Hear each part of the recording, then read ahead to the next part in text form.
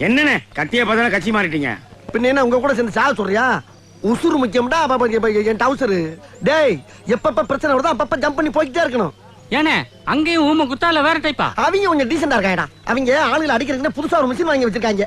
எவன் சிக்கிறானா அவனை பேக் பண்ணி உள்ள அனுப்பிடுறாங்க. அது மயக்கமே வராம தண்ணி ஊத்தி அடிக்குது. அதுவும் ஐஸ் வாட்டர். அது போக ஒருத்த கையால அடி வாங்கி கேவலப்படுறதுக்கு மிஷின்ல அடி வாங்குறது டீசெண்டா போயிடுது இல்ல.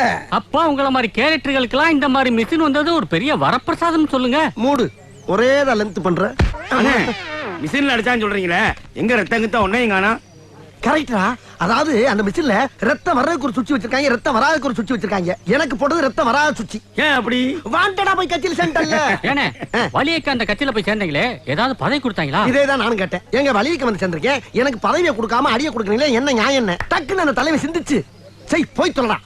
நீ பேப்பர் நியூஸ்ல ஹெட்டிங்ல வர மாதிரி என்னைக்கு சாதிக்கிறியோ அன்னைக்கு உனக்கு பதவிடான்ட்டாரு.